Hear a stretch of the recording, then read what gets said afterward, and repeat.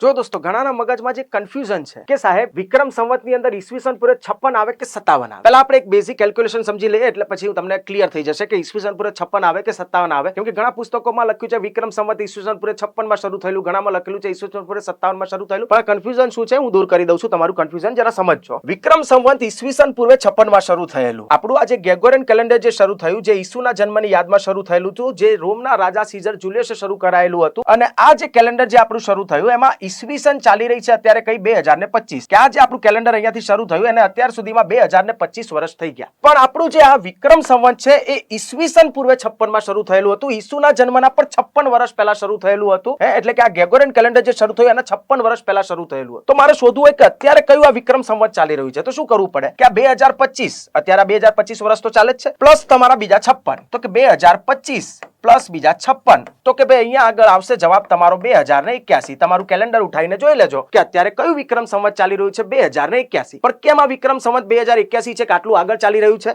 કેમ કે આ 56 વર્ષ પહેલા શરૂ થયેલું હતું ગ્રેગોરિયન કેલેન્ડરના, એટલે 56 વર્ષ આગળ ચાલી રહ્યું છે. પણ જે હવે પ્રશ્ન છે તો સાહેબ ઘણી જગ્યાએ 57 કેમ લખેલું હોય છે, જરા સમજજો. વાત શું છે? વિક્રમ સંવત પ્રમાણે તમારો પહેલો મહિનો છે કારતક અને છેલ્લો મહિનો છે આસો. જ્યારે ગ્રેગોરિયન કેલેન્ડર જે છે તમારું આ જાન્યુઆરી ફેબ્રુઆરી વાળું આ જે તમારું ગ્રેગોરિયન કેલેન્ડર છે, તો એનો પહેલો મહિનો છે જાન્યુઆરી અને એનો છેલ્લો મહિનો છે ડિસેમ્બર. હવે થશે શું કે હમણાં જસ્ટ 5 દિવસ રહીને, અઠવાડિયા રહીને તમે જેમ જાણો છો એમ કે હવે આપણે નવું વર્ષ આવશે.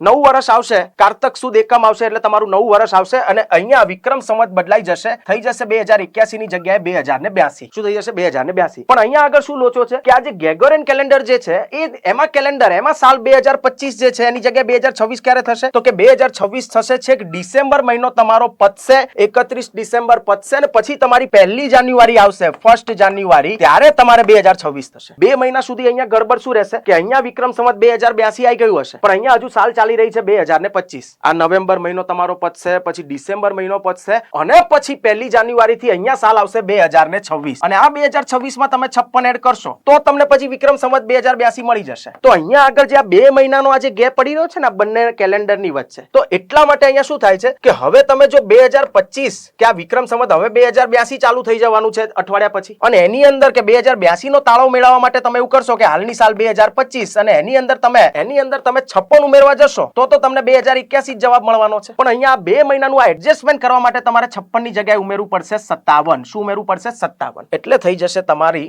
સાલ 2082. તો આ 2 મહિનાના ગેપના લીધે અહીંયા આગળ આપણે 56 57 આવી રીતે લખી રહ્યા. અને પછી જેવું અહીંયા આગળ 1 જાન્યુઆરી આવે પછી તો તમારે 56 જ એડ કરવાના છે. પહેલી જાન્યુઆરી, ફેબ્રુઆરી, માર્ચ, એપ્રિલ, મે, જૂન, જુલાઈ સુધી છેક તમારે 56 જ એડ કરવાના છે. પણ પાછું જેમ નેક્સ્ટ યર દિવાળી આવશે ને ત્યારે પાછી આ ગડબડ થશે. એટલે આ 1.5-2 મહિનાનો આ જે ગેપ છે એના લીધે આ વસ્તુ થઈ રહી છે.